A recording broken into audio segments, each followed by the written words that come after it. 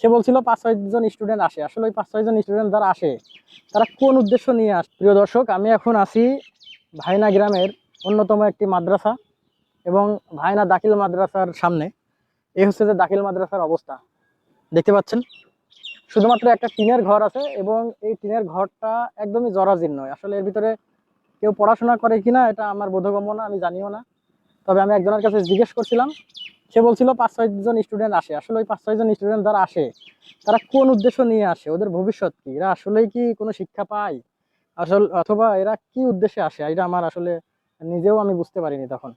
যাই হোক, এই হচ্ছে যে আমাদের ভাইনা গ্রামের অন্যতম একটা দাখিল মাদ্রাসা, খুব সুনাম ছিল এক সময়। কিন্তু এই যে মাদ্রাসা, এখানে কি ধরনের শিক্ষা দেওয়া হয়, কিভাবে পড়াশোনা করা হয়, এটা আমার বুঝে আসে না। কিন্তু আমার প্রশ্ন হচ্ছে, একটা গ্রামের, ভাইনা গ্রাম এত বড় একটা গ্রাম, কিন্তু সেই গ্রামের মাদ্রাসা কেন এরকম হবে? ধর্মীয় শিক্ষা প্রতিষ্ঠান এরকম কেন হবে?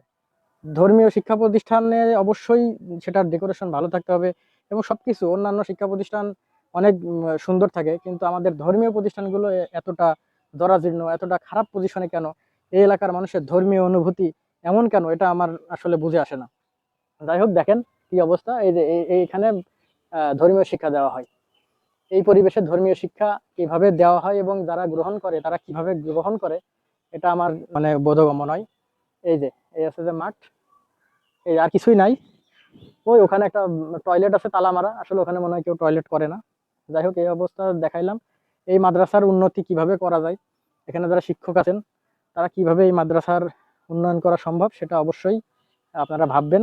এবং এই এলাকার যারা দায়িত্বশীল আছেন, এমপি এবং অন্যান্য উপজেলা প্রশাসন যারা আছেন, স্থানীয় প্রশাসন, সকলেই এই মাদ্রাসার কিভাবে উন্নয়ন করা যায় সেটা অবশ্যই আপনারা ভাববেন।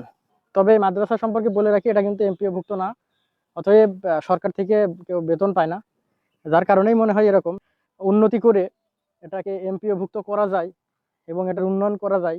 ছাত্রছাত্রী এবং এমপিও হওয়ার জন্য যে ক্রাইটেরিয়া লাগে সেগুলো কিভাবে ফিল আপ করা যায় সেই চিন্তা অবশ্যই করতে হবে। তাছাড়া এখানে শুধু কয়েকজন স্টুডেন্ট, 5-7 জন স্টুডেন্ট আসলো আর 2-1 টিচার এসে পড়াইয়ে চলে গেল, তাহলে এটার উদ্দেশ্যই তো থাকলো না। এটা স্টুডেন্টদেরও কোনো সফলতা আসলো না, শিক্ষক যে পড়াচ্ছে তারও কোনো লাভ হলো না। এটা অবশ্যই উন্নয়ন করতে হবে। আমি দক্ষিণবঙ্গে থাকি, পটুয়াখালীতে। সেখানে মাদ্রাসা গুলো অনেক ভালো এবং প্রত্যেকটা গ্রামে গ্রামে প্রায় একটা করে মাদ্রাসা আছে। আপনাদের প্রতি রিকোয়েস্ট থাকলো, অবশ্যই এই ধরনের মাদ্রাসাগুলো যেখানে আছে সেখানে অবশ্যই উন্নয়ন করেন, সরকারের তালিকাভুক্ত হন, আপনারাও বেতন বেতন নেন, স্টুডেন্ট এখানে পড়াশোনা করুক, ধর্মীয় শিক্ষায় শিক্ষিত হোক, এটাই প্রত্যাশা। সকলকে ধন্যবাদ জানাই। আসসালামু আলাইকুম।